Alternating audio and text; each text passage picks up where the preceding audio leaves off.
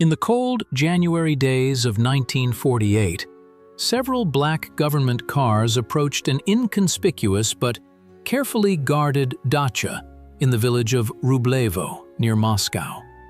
Out of them stepped men in strict coats, their faces devoid of emotion, their hands clutching folders with documents endorsed at the highest state level.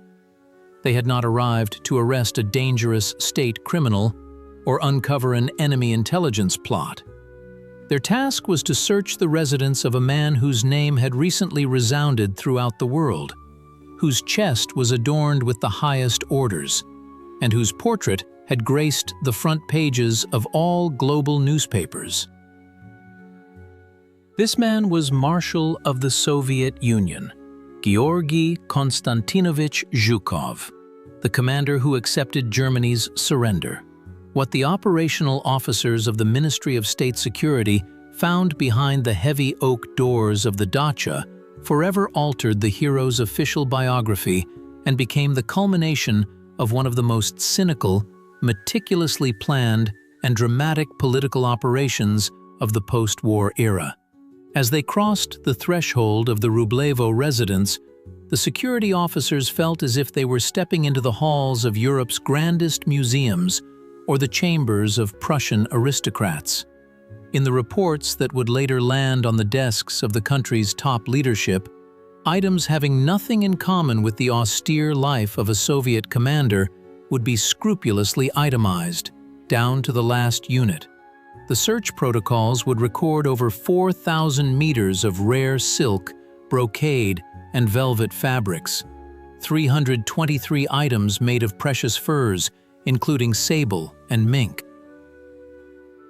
The operatives would count dozens of unique paintings by classical masters in heavy gilded frames, antique bronze clocks, hundreds of pieces of sterling silver, exquisite dinner sets, and handmade carpets brought from vanquished Europe. The rooms contained bulky mahogany furniture, and the wardrobes held dozens of hunting rifles from famous European factories. This inventory, consisting of dozens of pages of typewritten text, would become the primary instrument for the downfall of the country's most popular military figure. To understand how the nation's savior found himself in the position of the accused, one must go back several years, to the triumphant spring of 1945. When the red banner was raised over the capital of the defeated Reich, the balance of power in the highest echelons of Soviet authority underwent a tectonic shift. The army, which had borne the heaviest trials on its shoulders, gained colossal authority, and its commanders became true popular idols. At the Victory Parade in June 1945, it was Zhukov, astride a snow-white horse, who reviewed the solemn march of troops on Red Square. Crowds cheered him, soldiers idolized their stern but victorious commander. In the eyes of millions, he was the living embodiment of national pride, a symbol of invincibility and triumph.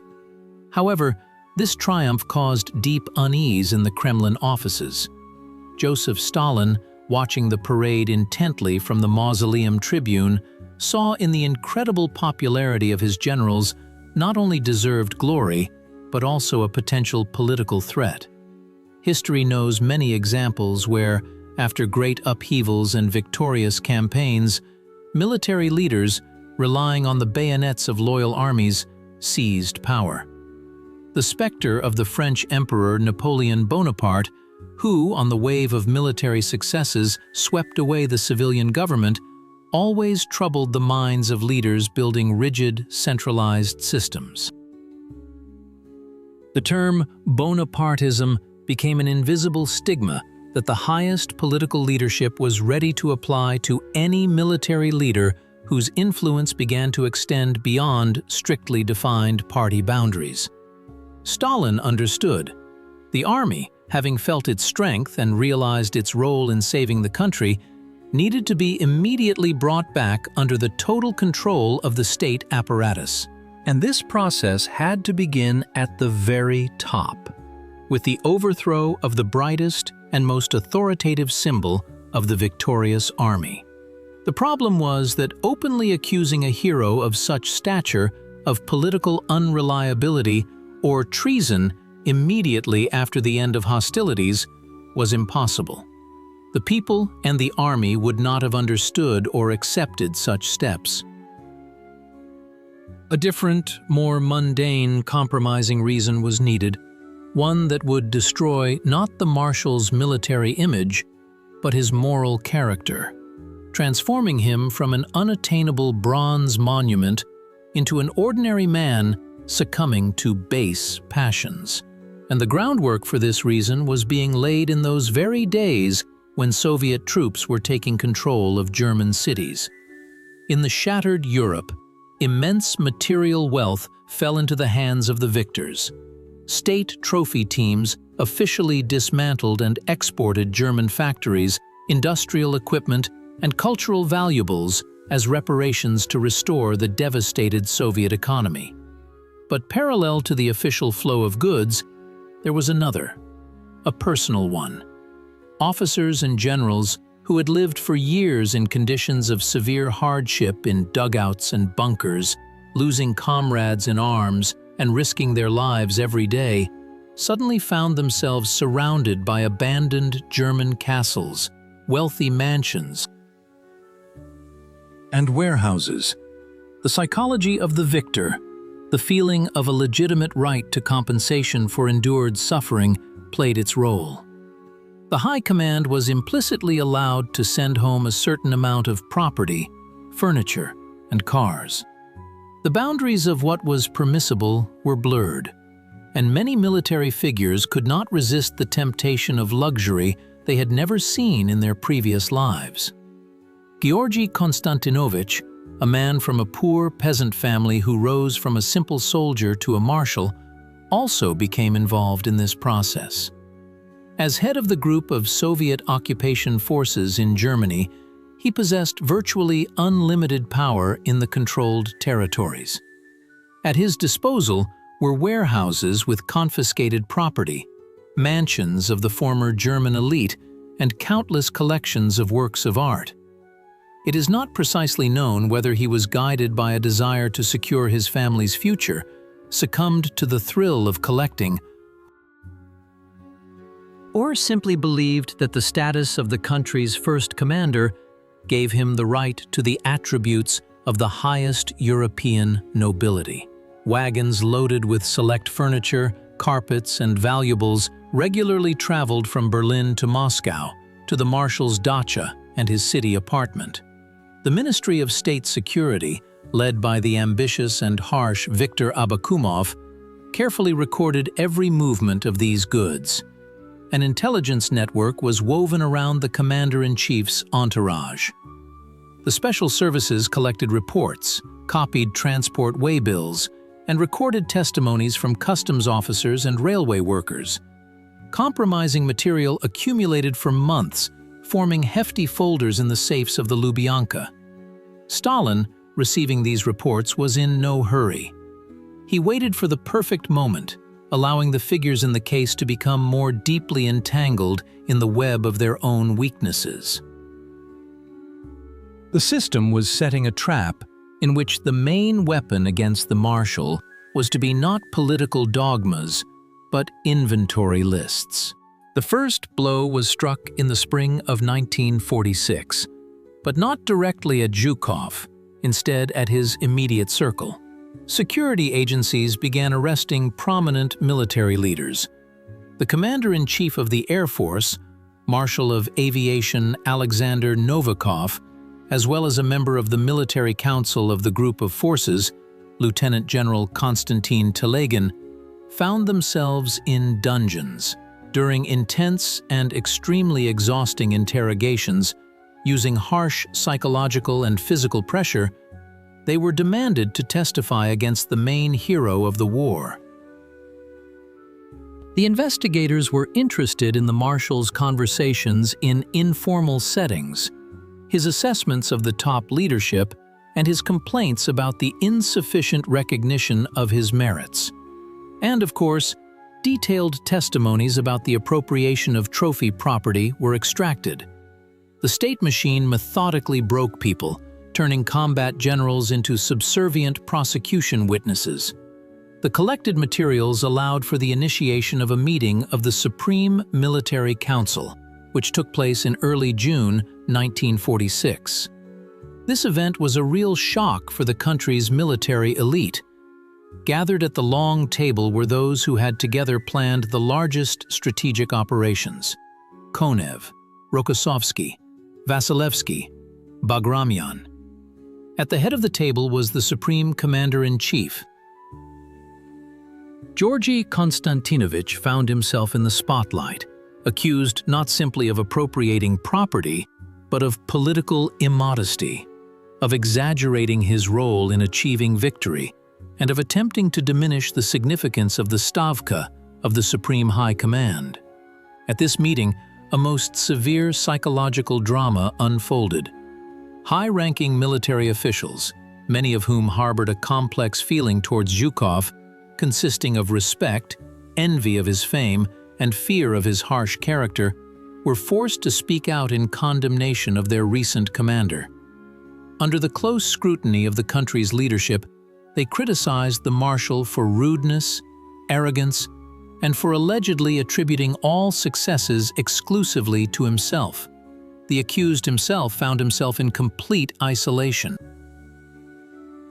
A man accustomed to commanding millions of fronts and making decisions at the most critical moments of world history, stood before his colleagues, forced to justify careless words and railway cars of furniture sent to Moscow.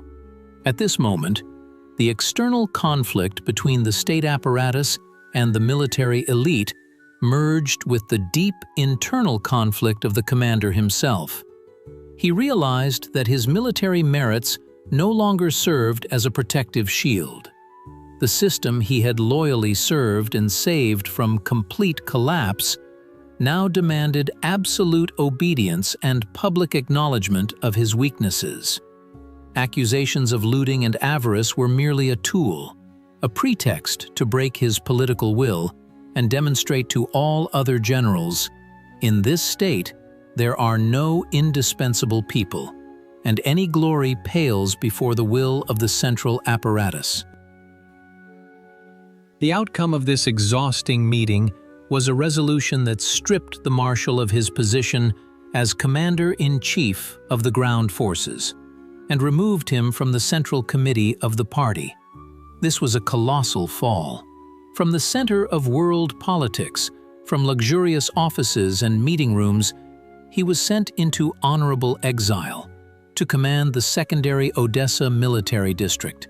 This decision demonstrated the paradoxical logic of power.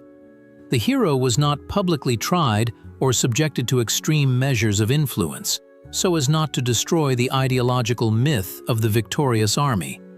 But he was deprived of influence, removed from the levers of power, and his reputation was forever tarnished in the eyes of the party apparatus. But the story with the trophies did not end there. The dispatch to Odessa was only the first stage of pacification. The authorities needed absolute proof, material confirmation of the accusations made. That is why, in early 1948, when the marshal was far from Moscow, a secret search of his Moscow apartment and the very dacha in Rublevo, with which our narrative began, was sanctioned.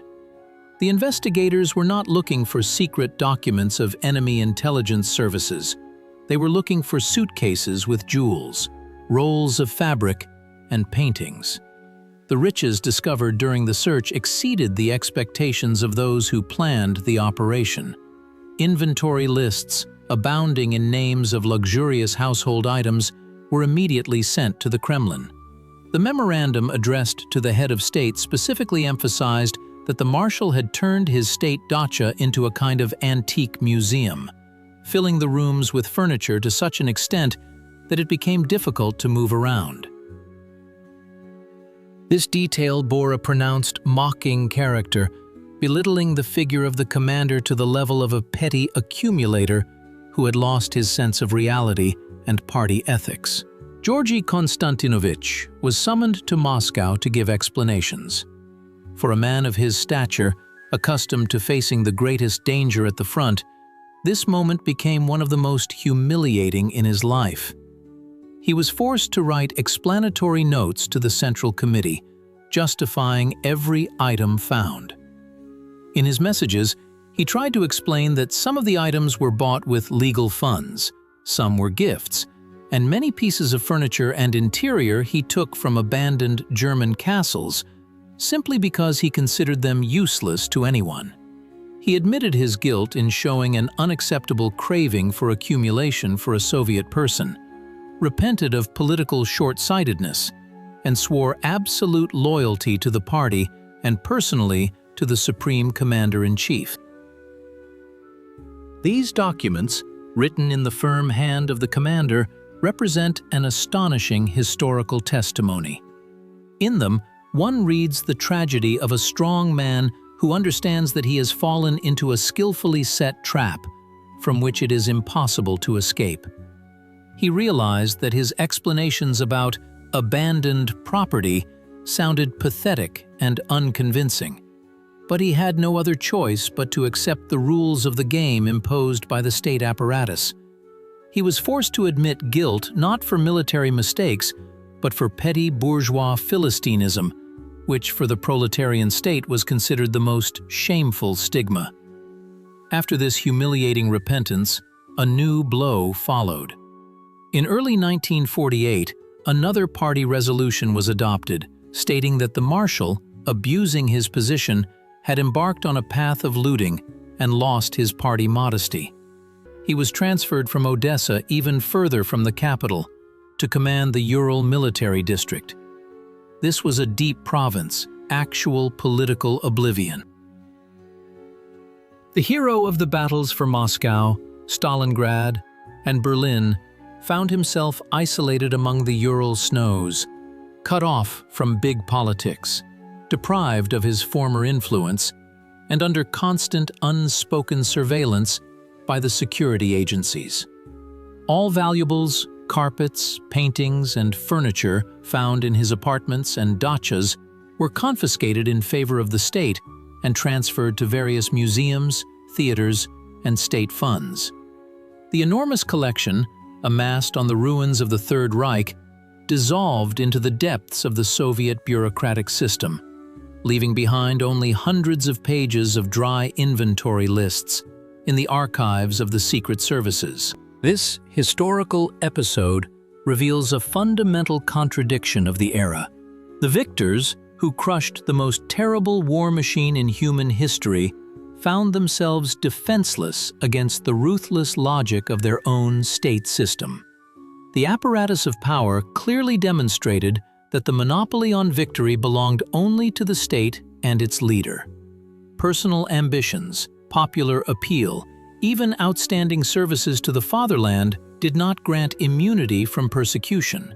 Moreover, it was precisely incredible fame that made a person a primary target for the special services, who were tasked with finding a vulnerable spot, a weakness to latch onto. The passion for trophies that gripped many military officials after the war became an ideal tool for political manipulation. It allowed the authorities to elegantly and quietly discredit those who could potentially lay claim to an independent political role. Generals did not need to be accused of fantastic conspiracies or espionage. It was enough to open the doors of their apartments and count antique chairs and silk cuts. This undermined their authority more effectively than any ideological dogmas. The tragedy of Georgy Konstantinovich in this narrative is not just a story of greed or downfall. It is a story of a man of immense stature who, in peacetime, proved unprepared for complex bureaucratic games. On the battlefield, everything was crystal clear. There were our own, there was the enemy, there was a front line and a strategic objective. In the political backrooms of post-war Moscow, the front lines were invisible, and blows were dealt from behind by those who, just yesterday, had smiled and toasted the victor's health. The marshal, who possessed an iron will and an unyielding character in commanding armies, could not foresee the consequences of his everyday decisions under conditions of total control. The lessons of these events extend far beyond a specific historical period. They demonstrate how authoritarian systems exploit the weaknesses of human nature to maintain their stability. Outstanding historical figures are rarely perfect. Their grandiose virtues often coexist with equally significant flaws. The art of maintaining absolute power lies in collecting information about these flaws and using it at the right moment, transforming national idols into obedient executors, broken by the fear of exposure and public humiliation. While the marshal conducted routine troop inspections at Ural training grounds, thousands of kilometers away from decision-making centers, new political configurations continued to form in Moscow. The system that had ground down his reputation continued to work, seeking new targets. And somewhere in state archives and nomenklatura offices, tapestries still hung, and massive mahogany furniture, brought from vanquished Europe, stood as silent witnesses to how the price of great victories is often measured not only by human casualties, but also by the broken faiths of those who achieved these victories. And only years later, after a change in the country's political climate, would the commander's name once again take its rightful place in the pantheon of national heroes. However, the pages with inventories of seized valuables would forever remain in the archives, a reminder of the fragility of human glory in the face of a soulless state machine capable of instantly transforming a triumphant into an exile, repenting for a weakness for foreign riches.